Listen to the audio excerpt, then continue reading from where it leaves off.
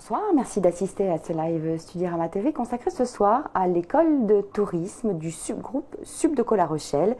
Et je reçois pour en parler Marc Gibia, bonsoir. Bonsoir. L'école de tourisme du Subdeco La Rochelle, une école ancrée sur son territoire et dans une industrie aussi florissante.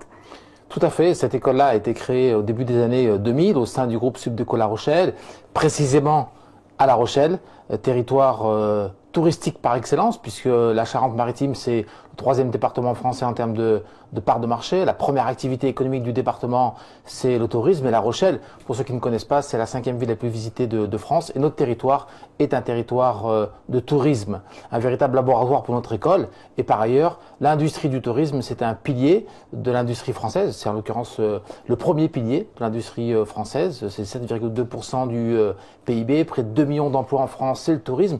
Et dans le monde, c'est la même chose. C'est la première économie, la première industrie mondiale. Un emploi sur 11 dans le monde, c'est le tourisme. Et le tourisme pèse dans le monde également 8% du PIB mondial. Nous sommes donc ancrés dans notre territoire et nous formons des étudiants pour cette industrie du tourisme et qui est une industrie en pleine effervescence et en pleine évolution. Une école, des programmes. Vous avez notamment initié un bachelor. Quelques mots sur le bachelor et une formation en 3 ans post-bac. Tout à fait. Donc cette école de tourisme, c'est une école en 2 temps. Tout d'abord une formation bachelor, une formation en 3 ans. Post-bac, accessible directement après le bac, accessible en 2e année post-bac plus 1 et accessible en 3e année post-bac plus 2, mais c'est aussi une offre de programme MBA et MSI.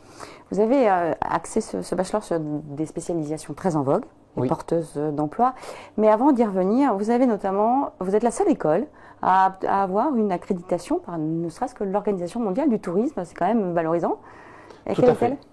Donc effectivement, nous sommes aujourd'hui la seule école en France à être accréditée par l'OMT, l'Organisation mondiale du tourisme. Le nom de cette accréditation, c'est TEDQual.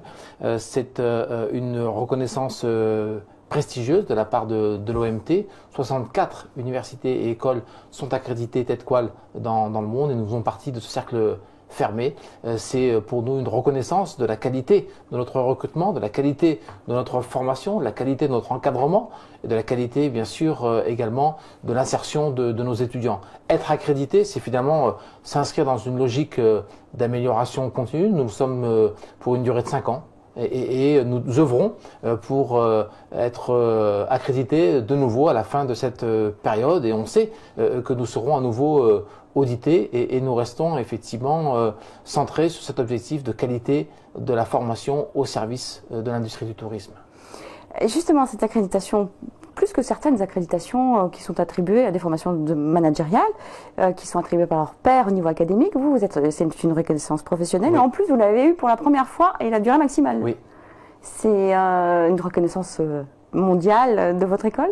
Oui, je pense que c'est aussi la reconnaissance d'un travail de qualité qui a été fait depuis la création de cette école, dont je rappelle la date de création, 2003. C'est vraiment une école faite par des professionnels, pour des professionnels, avec aussi un corps professoral de qualité, un corps professoral académique, un centre de recherche aussi, l'Institut de management du tourisme. Je pense qu'on a su, en assez peu de temps, répondre aux objectifs de cette accréditation TEDQual. Surtout que dans cet institut, vous avez initié un observatoire des métiers que vous ont demandé les professionnels en particulier. Tout à fait. Donc effectivement, nous avons au sein de notre école l'observatoire des métiers du tourisme qui nous permet de rester au contact avec les professionnels et d'être bien certain que notre formation colle aux besoins des recruteurs. Alors on va prendre quelques questions qui nous arrivent. Bonsoir à tous. Antoine vous demande si l'école de tourisme est dans l'école de commerce. Oui, alors géographiquement, elle est effectivement au sein du groupe Subdeco La Rochelle.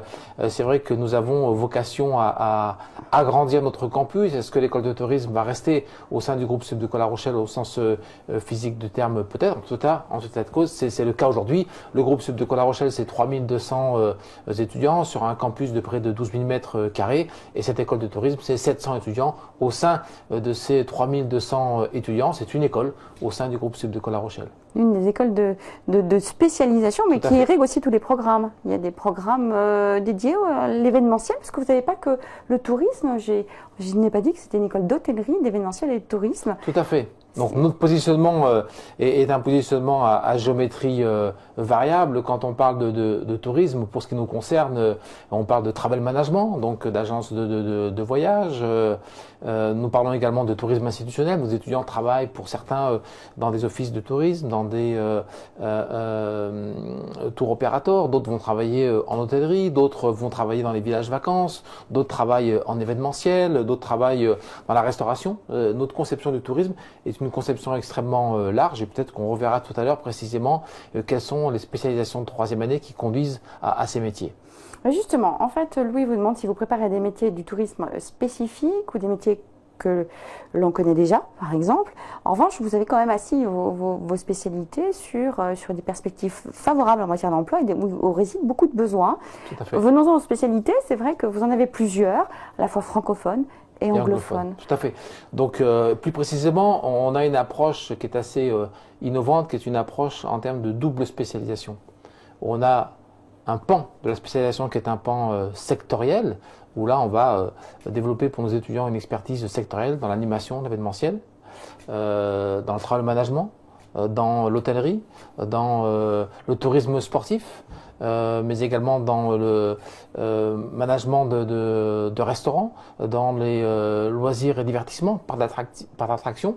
Et nous avons parallèlement à cette spécialisation sectorielle une spécialisation fonctionnelle où là on va couvrir les fonctions du marketing et du marketing digital, des ressources humaines, de la gestion, de la stratégie et de l'entrepreneuriat. Et de fait, en fin de cursus bachelor, nos étudiants vont aller choisir une double spécialisation sectorielle et fonctionnelle pour coller au plus près de leur projet professionnel. Pour répondre à Marion, qui vous demande si vous intégrez à Bac+3 ou est-ce que vous recrutez uniquement à Bac, quel est votre mode d'admission, mais aussi comment se profile le cursus. Ce sont des enseignements généraux à la base et ensuite vient le temps de la spécialité au terme de la formation? Tout à fait. Donc effectivement, on intègre nos étudiants en première année, en deuxième ou en troisième année, en première année post-bac, en deuxième année post-bac+1 et en troisième année post-bac+2 et le programme se construit pas à pas. En première année, on va traiter des fondamentaux de la gestion et du management de tourisme avec 2 stages, un stage de découverte au mois de décembre et un stage à l'international à la fin de la première année. Dès la première année? Dès la première année. Une expatriation immédiate? Une expatriation immédiate en stage. C'est une des caractéristiques de cette formation-là. C'est une très très forte dimension internationale. Internationale par ses temps d'expatriation. 3 mois de stage à l'étranger en fin de première année, 6 mois en université en deuxième année, obligatoire pour tous nos étudiants, 3 langues vivantes dès la première année, obligatoire pour tous nos étudiants, un parcours anglophone possible, c'est-à-dire je rentre dans l'école, du premier jour au dernier jour, l'ensemble de mon cursus est délivré en langue anglaise et enfin obligation de décrocher un TOEIC à 750 points en fin de cursus. Ce niveau de 750 est plutôt le fait des étudiants de niveau master que du bachelor et de fait l'une des caractéristiques principales de notre programme c'est sa très très forte dimension internationale qui s'explique très très simplement, hein. On est effectivement dans une économie mondialisée mais peut-être que le tourisme plus encore que d'autres secteurs. Nos étudiants aujourd'hui diplômés sont en contact au quotidien avec des clients russes, des clients japonais, des clients chinois, des clients sud-américains et la maîtrise d'une langue, d'une deuxième langue, d'une troisième langue, une forte expérience à l'international est une dimension forte de notre programme de formation. Et pour revenir à la question qui était posée, on pose les bases en première année avec 2 stages dont un à l'étranger. La deuxième année c'est le temps fort à l'international avec le semestre en université étrangère et le projet Humacité sur lequel je pourrais peut-être revenir un petit peu tout à l'heure. Et la troisième année, c'est vraiment l'année de spécialisation, secteur et fonction. C'est la phase terminale du cursus avec un stage de longue durée qui est très souvent négocié comme une période de pré-embauche par nos étudiants. On va revenir aux spécialisations parce qu'il y en a certaines qui méritent d'être développées ou d'être identifiées. Mais venons-en quand même à vos modes d'admission. D'accord, le parcours est tracé, voilà ce que vous leur proposez. Comment entre-t-on dans votre formation? Je suppose que vous êtes particulièrement exigeant et regardant sur le niveau de langue. Oui. Entre-t-on par APB? Non. Sur APB. Donc nous sommes hors admission post-bac, nous faisons partie d'un portail qui est le portail d'admission des écoles supérieures de tourisme que nous partageons avec 3 autres écoles, l'ESCAET sur Aix-en-Provence, l'UFT qui est sur Lyon et Paris et l'école de tourisme du groupe ESC3. Nous sommes 4 écoles un portail pour les candidats qui souhaiteraient candidater. Eh bien, il faut le faire en ligne sur le site internet du portail et nous avons des sessions de concours tous les mois. Donc là, prochainement, c'est le mois d'avril puisque la session est fermée pour le mois de mars et la clôture de la session d'avril est au 17 avril. Libre aux étudiants de s'inscrire pour la session d'avril, la session de mai, de juin, de juillet, d'août ou de septembre. Nous avons une session par mois avec un concours qui est un concours pour ce qui est de l'école de tourisme de La Rochelle structuré autour de 3 épreuves. Une épreuve d'anglais avec un essai, un QCM et un oral d'anglais. Un entretien individuel et un entretien collectif. Donc c'est 3 épreuves avec en anglais une note éliminatoire pour l'accès en première et deuxième année et pour l'accès en troisième année qui est une note de 7 sur 20 pour la première et la deuxième année, de 8 sur 20 pour la troisième année. Tout à l'heure on l'a un peu abordé. L'école a une très forte dimension internationale. Ça ne serait pas logique et cohérent que de faire rentrer des étudiants qui auraient un niveau trop faible en anglais et pour lequel la marche à franchir serait trop haute. Vous n'évaluez pas dans une autre langue vivante? Non. D'accord. Donc l'anglais est commun à tout le monde. Notamment, vous avez un portail de tourisme commun avec d'autres écoles. En revanche, chacune a un concours propre. Chacune a un concours propre. La seule épreuve que l'on partage, c'est l'anglais. D'accord. Voilà. Une fois qu'on a posé l'anglais, chaque école déploie les épreuves qu'elle souhaite. L'inscription se fait par le portail et la seule épreuve commune, c'est l'épreuve d'anglais. Et sinon, donc ce sont des QCM. Justement, l'épreuve de collectif, l'entretien collectif, c'est pas commun dans les écoles. C'est une épreuve qui est particulière au groupe Sud de La Rochelle, parce qu'il existe dans d'autres programmes. Pouvez-vous nous donner quelques ficelles et nous dire en quoi il consiste? Pour nous, c'est une épreuve extrêmement importante pour une raison assez simple. Nos étudiants, durant leur formation, vont très souvent être en configuration mode de travail en groupe. Mode de travail en groupe projet et vont devoir travailler en équipe.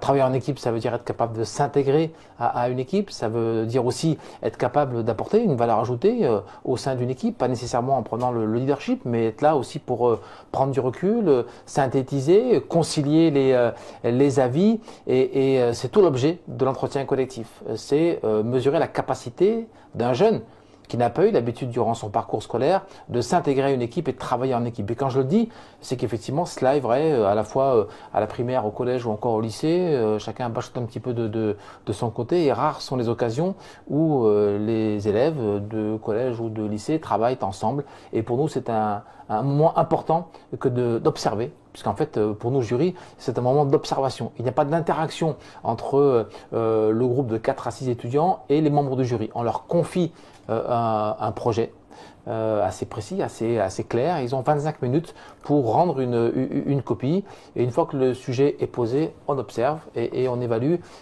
chacun des étudiants et on mesure effectivement leur capacité à apporter un groupe, à prendre du recul, à prendre le leadership, à synthétiser, à concilier les avis, à défendre son point de vue. Voilà, on peut effectivement être en opposition avec la majorité, mais comment est-ce que je défends de façon constructive mon point de vue et comment j'ai réussi à m'intégrer finalement dans un groupe avec lequel je ne partage pas systématiquement sur chacun des éléments du projet les mêmes avis. Il va de soi qu'ils ne se connaissent pas. Ils ne se connaissent pas. Donc ils n'apprennent pas même pas à se connaître, ils vont travailler sur un projet qui est lié au tourisme. Alors c'est un projet qui est lié au tourisme, c'est par exemple imaginer une destination touristique, vendre une destination touristique, créer un événement. Voilà, tout à l'heure on parlait de la spécialisation événementielle. Vous avez 6 mois pour créer un événement de tourisme sportif à destination de jeunes de 18-25 ans. Voilà, et vous partez d'une page blanche et rendez-vous dans 25 minutes. Et pendant 25 minutes, on observe le groupe se structurer, s'organiser et rendre sa copie. On va prendre quelques questions parce qu'elles sont nombreuses ce soir, qui sont en transition, mais on reviendra encore, j'insiste, sur les spécialisations, les détails des spécialisations. Emma vous demande qu'apporte l'accréditation TEDQual aux diplômés dont vous parliez, l'accréditation dont vous parliez tout à l'heure. Alors, je vais faire un parallèle parce que c'est vrai que ce concept d'accréditation est parfois un peu flou pour les étudiants, qu'elles soient professionnelles comme TEDQual ou d'autres natures un peu plus académiques pour certaines d'autres. Je pense que les internautes n'ignorent pas l'existence de certifications industrielles type ISO 9001. Quand vous êtes certifié ISO 9001 dans l'industrie automobile, c'est que votre produit final, qui est la voiture, est conforme. Elle peut rouler, elle offre des garanties de sécurité. En tout cas, elle est conforme aux exigences de l'organisme qui accrédite. Et bien là, c'est un petit peu la même chose.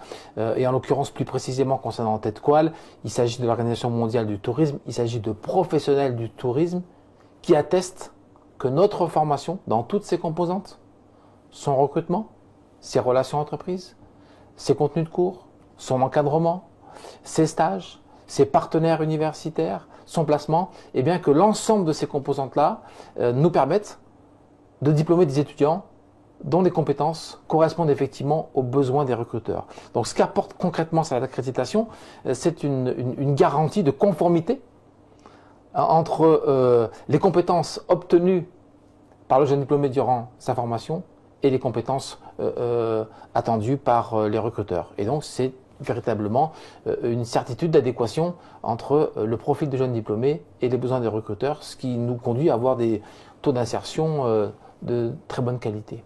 Ajoutez au fait que vous avez deux autres accréditations professionnalisantes, oui. Les bachelors CCI et les titres RNCP. Donc là, qui sont aussi des accréditations professionnelles nationales cette fois-ci. Alors, Marie-Aline vous demande, qui vous a écouté sur les profils recherchés. Alors, il y a beaucoup de questions sur les profils recherchés. Alamo vous demande quels sont les profils recherchés. Manifestement, son fils va obtenir le bac. Cette personne ne sait pas si son fils aura les compétences particulières. Il a un peu peur qu'il ne soit pas au niveau. Et Marilyn vous demande quelles qualités cherchez-vous à déceler chez les candidats lors du recrutement? Quelles sont les qualités nécessaires selon vous pour suivre vos études et réussir dans ce secteur? Alors, c'est une question qu'on me pose très souvent, que ce soit de la part des candidats, mais aussi parfois des membres du jury, et logiquement, puisque il est important de connaître ces attendus pour bien évaluer nos candidats. Dire qu'on a des critères requis laissera penser qu'on a un profil type et donc on recruterait des clones, ce qui n'est pas vrai. Et en même temps, je suis convaincu qu'on va rechercher chez chacun de nos candidats trois qualités, trois critères finalement. Le premier, c'est la capacité de communication, la capacité de raisonnement. Quand on pose une question à un candidat, ce qui nous semble important, c'est qu'il comprenne la question, c'est qu'il y réponde et que sa réponse soit claire, à la fois sur le fond comme sur la forme. Donc cette capacité d'échange, sur le fond comme sur la forme, cette capacité à structurer son propos, à organiser son propos et à défendre un avis de façon pertinente et argumentée, ça c'est le premier critère. Ça semble à la portée de n'importe quel bachelier, et pour autant on observe que cette capacité demeure discriminante, donc capacité de communication et d'argumentation. Ce que j'appellerais aussi une forme d'agilité intellectuelle. Deuxième dimension, c'est une posture un petit peu active, réactive, dynamique et engagée. Ce secteur-là requiert de la part des diplômés un niveau d'engagement, un niveau de passion, le sens du résultat, le sens du client, sont des dimensions extrêmement importantes qu'on essaie d'évaluer à l'entrée. Bien sûr, on sait, notamment pour le recrutement en bac post-bac, qu'on a en face de nous des jeunes de 18 ans qui ont l'expérience qu'ils ont, l'âge qu'ils ont, mais on essaie de détecter chez eux cette capacité demain à prendre des décisions, à aller de l'avant, à réagir et à entreprendre. Ça, c'était la deuxième caractéristique. La troisième est plus de l'ordre du savoir-être. On va rechercher chez nos candidats des postures en termes de valeurs. Je pense à l'humilité, je pense à la solidarité, je pense à l'empathie, à l'ouverture d'esprit. Ce sont des dimensions qui nous semblent, elles aussi, extrêmement importantes. Donc si je devais résumer par rapport au profil type, c'est 1, capacité à raisonner, à argumenter, à communiquer. 2, une posture plutôt entreprenante, active, dans l'action. Et puis la troisième dimension est plus une dimension de savoir-être et de valeur, l'humilité, la responsabilité. Là aussi, on est sur des critères importants. Vous le jugez au travers d'expériences personnelles qu'ils peuvent avoir, associatives, de voyage, d'engagement? Bien sûr, parce que finalement, ce qu'est le candidat à l'instant T où il candidate n'est ni plus ni moins que le fruit de son histoire. Son histoire, c'est son éducation, ce sont ses expériences, c'est son parcours de formation, c'est ses passions. Et ça semble assez facile pour un candidat ou pas, en l'occurrence, avant de passer le concours, de parler de soi, mais ça se prépare. Ça se prépare parce que se dire créatif, ouvert d'esprit, engagé, dynamique, c'est simple. Le démontrer, c'est plus compliqué. Ça veut dire qu'effectivement, il va falloir donner des éléments factuels, concrets aux membres du jury pour passer du déclaratif à une véritable démonstration finalement. Ça ne se traduit pas forcément par des voyages. Le tourisme, il faut quand même avoir une appétence pour le tourisme, mais s'ils n'ont pas encore fait de projet en la matière, dans le domaine du tourisme, ou n'ont pas forcément beaucoup voyagé, est-ce que vous le sanctionnez? Non, on ne le sanctionne pas, mais c'est vrai que, contrairement à d'autres formations, je parlais de programme grande école ou de bachelor généraliste, on est quand même une formation très typée. On forme au métier du tourisme.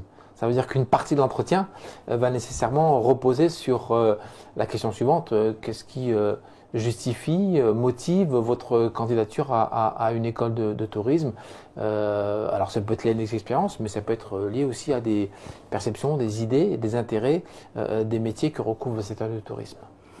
Théo vous demande quelles sont les séries de bac qui sont les plus représentées. Vous recrutez sur toutes les séries? Alors on recrute sur toutes les séries. La série la moins représentée, ça va être la série littéraire. Non pas qu'on soit fermé au littéraire, mais c'est que l'acte de candidature d'un étudiant venant d'un bac littéraire n'est pas naturel. Et pour autant, ils sont très très bien profilés parce que très souvent avec un niveau de langue plus élevé que les autres filières et aussi un niveau d'ouverture et de culture qui peut tout à fait servir une bonne candidature. Donc on va retrouver les bacs généralistes représentés environ à raison d'un tiers chacun, bac scientifique, bac ES et bac également STMG. Alors Théo et Babos vous demandent justement, s'inquiètent sur les langues, sur les préoccupations de ces deux internautes. Babos vous demande, n'a pas l'anglais d'ailleurs, quelle autre langue peut-on apprendre chez vous, puisqu'il vous a écouté tout à l'heure. Et Théo vous demande quel niveau de langue demandez-vous, vous le disiez à l'entrée, est-ce que vous le jugez au travers du dossier scolaire? Vous l'avez jugé au travers du QCM? Alors on juge à travers donc l'épreuve d'anglais, puisque comme vous l'évoquiez tout à l'heure, nous n'avons que l'anglais comme épreuve de concours, qui sera la première langue du programme. Et par ailleurs, tout à l'heure j'évoquais le programme anglophone versus le programme francophone. Même dans le programme francophone, il y aura des cours en langue anglaise, des cours de marketing, des cours de management, des cours de gestion dispensés en langue anglaise. Et comme je l'ai évoqué également, à la fin de la première année, c'est le stage à l'étranger, et la deuxième année, c'est un semestre à l'étranger. Et c'est tout à fait légitime de fait que nous sélectionnions aussi sur le niveau en anglais. On n'attend pas de nos étudiants qu'ils soient bilingue totalement, mais c'est vrai qu'un étudiant qui présente de fortes carences en anglais risque d'être victime de cette note éliminatoire dont je rappelle qui est de 7 pour l'accès en première et deuxième année et 8 pour l'accès en troisième année. Donc c'est un niveau jugé suffisant qu'on attend à l'entrée. Pour répondre à la question sur les langues, l'anglais première langue, une seconde langue parmi trois, en l'occurrence l'allemand, l'espagnol et l'italien, et puis une troisième langue, l'arabe, le chinois, le russe ou le portugais. Que l'on peut débuter?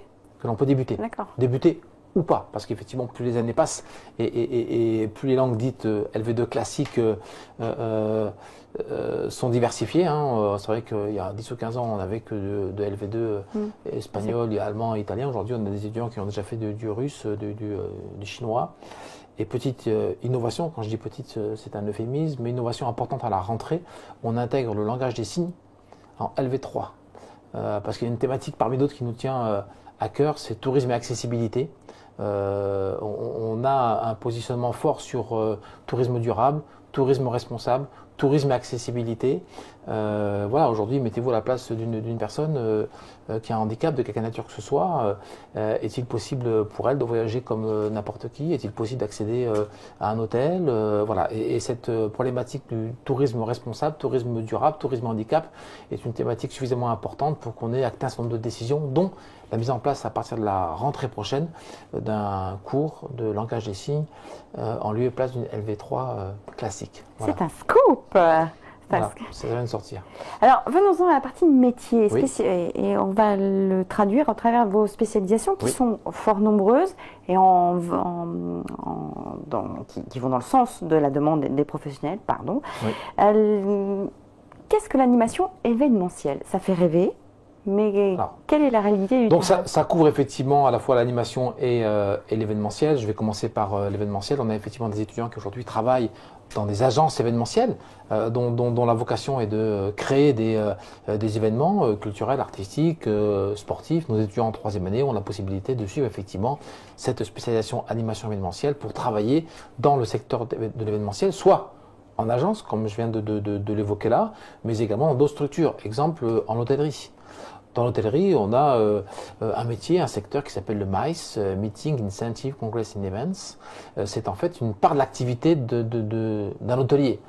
Nous, en tant que client particulier, c'est souvent une activité qu'on ne perçoit pas. Mais un hôtel, c'est aussi une capacité d'accueil avec des salles de conférences, des salles de réunion pour des événements. Et c'est aussi une dimension lucrative pour des hôtels. Je suis hôtelier, je ne fais pas simplement que de louer des chambres, mais j'accueille aussi des séminaires professionnels, des meetings, des congrès. Et on a une part de nos étudiants qui travaillent dans des cellules événementielles au sein de structures hôtelières. Pour ce qui est de l'animation, eh bien, on a des étudiants qui vont travailler en parc d'attractivité, en parc d'attraction, pardon, en centre de vacances comme responsable animation. Et c'est des dimensions qui sont importantes. Moi, je suis parent, et c'est vrai que quand on fait le choix, par exemple, d'un village vacances, au-delà effectivement de cette dimension d'hébergement, on s'inquiète, on se questionne d'une offre de service, d'une offre d'animation. Donc, nos étudiants ont vocation à travailler dans ce secteur-là, et notamment à concevoir, à mettre en place des animations et à assurer une prestation de service à la hauteur des clients que sont les parents, mais aussi les ados et les enfants. En cette année d'Euro, le tourisme sportif trouve toute sa place. Que trouve-t-on derrière cette spécialisation et à quoi mène-t-elle? Voilà, donc le tourisme sportif, comme son nom l'indique, c'est un tourisme qui lie le loisir, le plaisir, le voyage et le sport. Donc on a effectivement des étudiants qui travaillent dans des agences notamment et qui conçoivent des produits de tourisme sportif. C'est des treks, c'est des randonnées en montagne, c'est des séjours sportifs sur la base de la voile, du ski. Donc c'est associé le tourisme à la pratique sportive. On a des étudiants qui conçoivent ces produits-là, ces services-là, d'autres qui les vendent, d'autres qui en font simplement la promotion. Et c'est effectivement un secteur en vogue. Loisirs, nautiques, croisières et le tourisme littoral. Oui. Qui mieux que votre école pour le faire aux portes du littoral, justement? Voilà. Donc effectivement, c'est une nouvelle spécialisation qu'on ouvre à la rentrée prochaine. Loisirs nautiques, croisières, tourisme du littoral.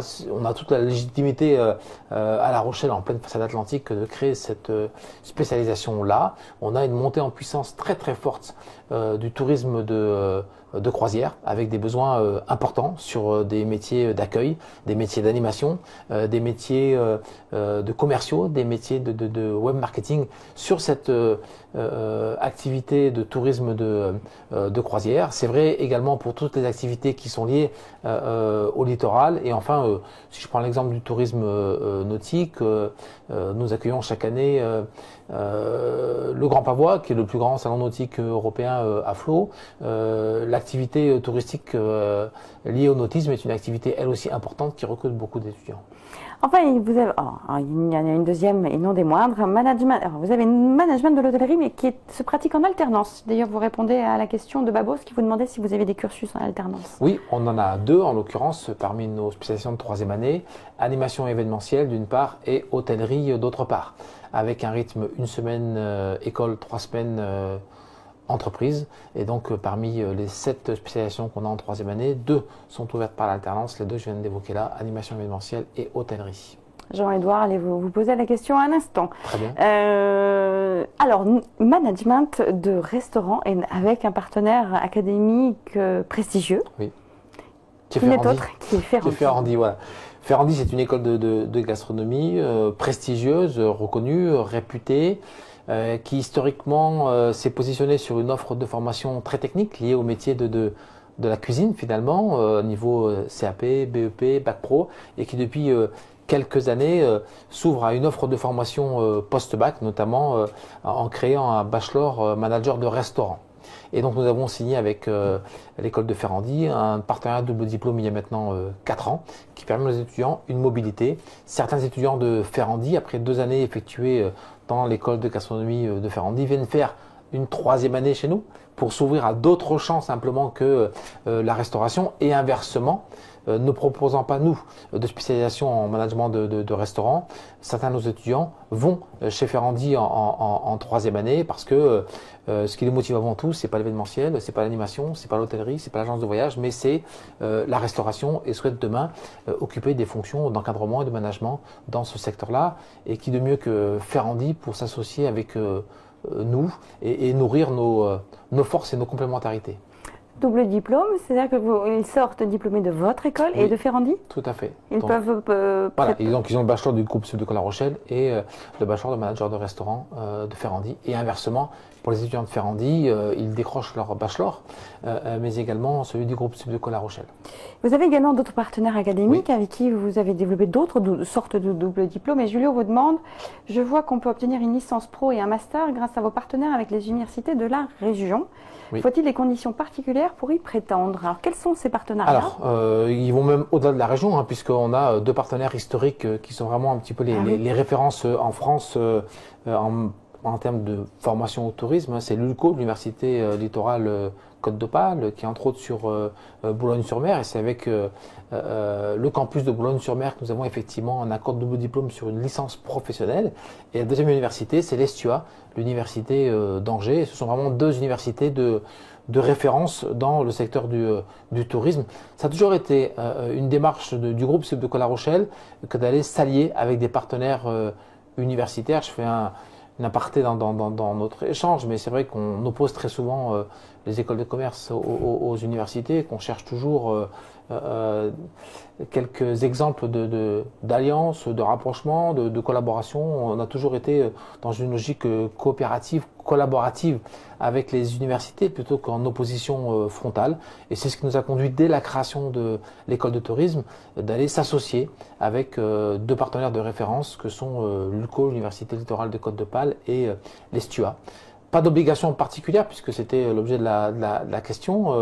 Un certain nombre de professeurs de l'ULCO interviennent au sein de notre programme, un certain nombre de professeurs de l'Estua interviennent au sein de notre programme, mais il n'y a pas de parcours spécifique supplémentaire ou d'enseignement supplémentaire dédié à ces licences-là.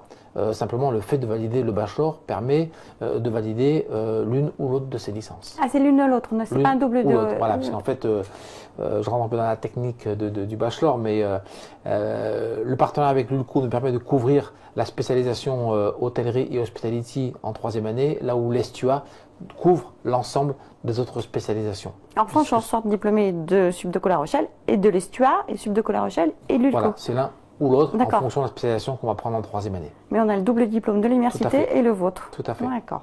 Alors justement, une question de Sacha. On va revenir un petit peu en arrière. Quels métiers sont proposés aux diplômés de bachelor par rapport au BTS tourisme? C'est vrai que le BTS tourisme est plutôt un diplôme connu. Le bachelor s'est beaucoup développé, étant à lettres. Mais quelle différence? Comment on distingue des bac plus 2 des bac plus 3? La différence, elle se fait, c'est assez simple de le dire, mais effectivement sur la durée de la formation et sur le référentiel. Un référentiel de BTS, c'est un référentiel opérationnel qui ouvre à des métiers techniques et des métiers très terrain. Là où un bac plus 3, en l'occurrence un bachelor, que ce soit un bachelor de tourisme ou un bachelor plus généraliste, va ouvrir à des postes de middle management, donc des postes qui, à horizon 2 ou 3 ans, ouvrent des perspectives d'encadrement. Le deuxième élément de différenciation, et je l'ai évoqué tout à l'heure, et il est très très important, c'est la dimension internationale. Vous sortez d'un bachelor tel que le nôtre, avec 3 langues vivantes, un niveau d'anglais excellent, 9 mois d'expérience à l'international, ce que ne vous donnera jamais un BTS tourisme. Alors là, de la même façon que pour l'université, il ne s'agit pas de s'opposer au BTS tourisme, mais simplement de faire comprendre aux internautes qu'on est d'une part avec un BTS sur un référentiel très technique, très opérationnel, et sur un bachelor plus à vocation managériale, d'encadrement, à très forte dimension internationale. Vous avez particulièrement illustré tous les métiers offerts par vos spécialisations et sur les débouchés proposés. Mais il existe aussi la poursuite d'études. Oui. J'ai Yvan qui vous demande si le bachelor suffit-il pour trouver un emploi et surtout évoluer, car il ne sait pas s'il tiendra jusqu'au MBA. Mais cette alternative existe, que d'aller après, de poursuivre ses études au-delà. Tout à fait. À quoi ça mène un MBA, une poursuite d'études de manière très succincte? Est-ce que le bachelor suffit aujourd'hui à trouver un emploi dans le tourisme? Alors, il y a un besoin très très important sur des profils middle manager à Bac+3 dans le secteur du tourisme.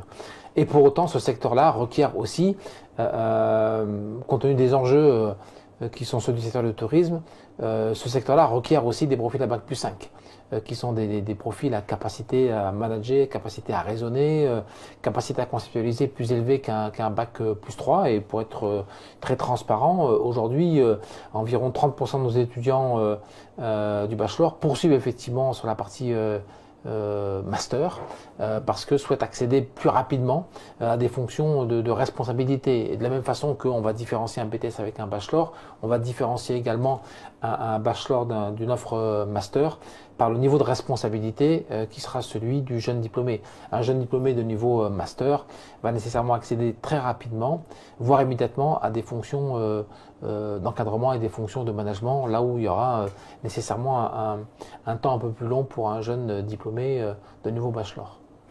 Cela étant, il y a une distinction entre les niveaux de salaire de Bac+2, Bac+3. Bon, j'exclus Bac+5, mais vous avez vu une différence? On octroie plus à vos bachelors, à vos diplômés bachelors? Oui, on va être sur des BTS, on va être sur des fourchettes de salaire à 16-20 000 euros, ou alors on sera sur des bachelors, sur des fourchettes à 24-28 000 euros, et dès qu'on passe au niveau master, on franchira traditionnellement le seuil des 30 000 euros, sachant que cette question des moyennes de salaire est à manier avec précaution, comme il faut manier avec précaution la question des moyennes en général, parce que derrière les moyennes, il y a les écarts types qui sont très variables en fonction de la localisation géographique, du secteur, petite structure, grande structure. Donc cette moyenne-là, ces fourchettes-là recouvrent une diversité assez importante de niveaux de salaire de nos étudiants. Cela touche bientôt à sa fin. Le mot de la fin, l'école et ses projets. N'avez-vous d'autres? Un rayonnement en France aussi? Rayonnement en France et rayonnement à l'international. Tout à l'heure, je l'ai évoqué, cette école de tourisme, c'est un bachelor, c'est une offre de niveau master, environ 700 étudiants sur le campus de La Rochelle. Cette école a vocation à devenir une école multicampus. On a ouvert un campus en Algérie au mois d'octobre qui accueille la formation bachelor. Ça peut questionner peut-être nos internautes que ce choix-là, que de s'installer en Algérie. Il se trouve que nous sommes par notre accréditation au sein de l'OMT, membre affilié de l'OMT, et donc on a été missionné par l'OMT pour mener des études de potentiel touristique et d'adéquation entre l'appareil de formation et les besoins touristiques. Et on a identifié en Algérie un potentiel de développement touristique extrêmement fort et un faible niveau de qualification en termes de formation des acteurs du tourisme. Et c'est pourquoi on a décidé de s'installer en Algérie. On a d'autres projets dans les tiroirs, peut-être le Maroc l'année prochaine, l'Afrique subsaharienne, le Vietnam également et l'Amérique du Sud. Et par ailleurs, nous venons également d'annoncer récemment l'ouverture de nouveaux campus en France, sur Poitiers, sur Tours et sur Orléans. L'objectif, c'est de déployer une formation et systématiquement de l'affiner en fonction des besoins des territoires. Voilà. Et donc, dans les pays de la Loire, vous allez implanter votre école, oui, et vos programmes. Tout à fait. Avec évidemment peut-être de nouvelles spécialisations liées à ce territoire. Voilà, notamment œnotourisme, gestion du patrimoine historique sur la place de Tours par exemple. Voilà, de beaux projets. Merci Marc Gibia d'avoir répondu aux questions de nos internautes. Merci à vous de l'avoir suivi et à très vite sur un autre live Studioramma TV.